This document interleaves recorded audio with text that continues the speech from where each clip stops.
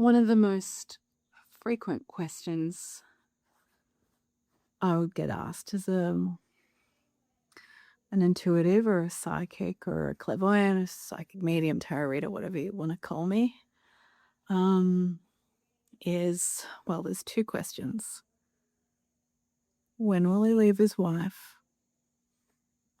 And is he cheating? I don't want to mince words here, but I've literally been asked this question hundreds and hundreds of times. He's not going to leave his wife. He might when it's too late. And if he does leave his wife, the damage done to him emotionally and the resentment that may be caused toward you will ultimately end your relationship anyway. And through observation, men that cheat, like serial cheaters, as in they have affairs, they're a certain kind, and they always will cheat. They're never satisfied. There's never enough. They need that extra attention and satisfaction. They need secrets. There's another kind of man that cheating just doesn't even cross their mind. It's not in them. It's like it's not in their DNA or something. They just don't have the cheating gene. I'm pretty sure there's a cheating gene. But that goes for women as well.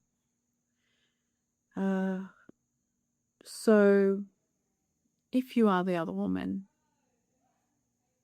I feel for you it's really hard and sad and difficult when you fall in love with someone that's not all yours, and that you're a secret. And you're probably spending birthdays and Christmas alone. Everything's a stolen moment, and you feel invisible most of the time. It's hard, but you're not loving yourself enough to allow a relationship with someone that you're allowed to be with, that is available for you and you're number one and loves you. So if you can cut those ties, stop being the other woman and be the woman, try and do that for yourself. And it could be the hardest thing in the world, but as years roll on, you'll realize what a waste that was in many ways. It's wasteful. There'll be good memories and a lot of laughter and passion and all of that, but it's hollow. Now, as for the women that want to know if their husband is cheating, I think if you're asking a psychic that, you probably either know because your instinct tells you yes and you want your intuitions confirmed by someone else,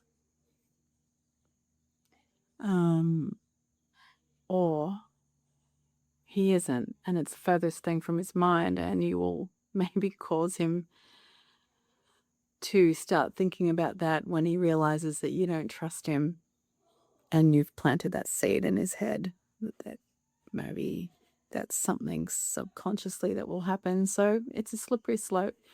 And ethically, I think as a psychic, when I'm asked by a woman or a man if their spouse is cheating, I don't tell them yes.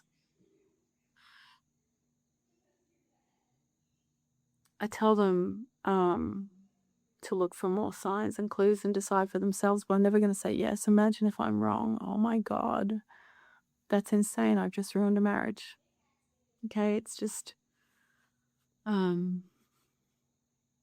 taking responsibility, doing readings for people. They're taking your answers very seriously and really to heart sometimes, and those answers can stick with them for years and years, and there's consequences, so that must always be considered, and it's basically a responsibility that your reader should have, because we are human and we can get things wrong. We can read things slightly off, which sends you this small error into a very massive trajectory that just fucks your life or ruins your life. So you probably don't need to ask a psychic if he's cheating. You can just listen to your gut, meditate on it. Plus look for the obvious signs. There's never no signs. Guys aren't that smart with that sort of thing. Women, they're going to be a bit harder to catch because you guys don't always suspect it. But, sometimes we need love too. We need affection as well. And for those that have fallen in love with someone not available, I'm very sorry. It's really hard. And not many people will sympathize with you and they're going to call you a homewrecker and blah, blah, blah. But people do fall in love, and sometimes the timing's wrong, really wrong, and they're just not available, and you just have to let go. And if you're meant to be, you let go first and let things take their course naturally before you two can be bonded in a relationship in an ethical way. If you read my channel intro, you would know that there's 6 kids in my house. 3 of mine, 3 of my partners. And that's Frankie, my chihuahua. It's a full house. That's why I'm talking to you in bed, because there's no space here and a lot of privacy. But I steal these moments. And I'll be adding a lot of videos about all sorts of topics and about spirituality and life and the life of a psychic medium and clairvoyant, whatever comes to mind. And I hope that you could sit in bed with me and listen to me chat from time to time. Thank you.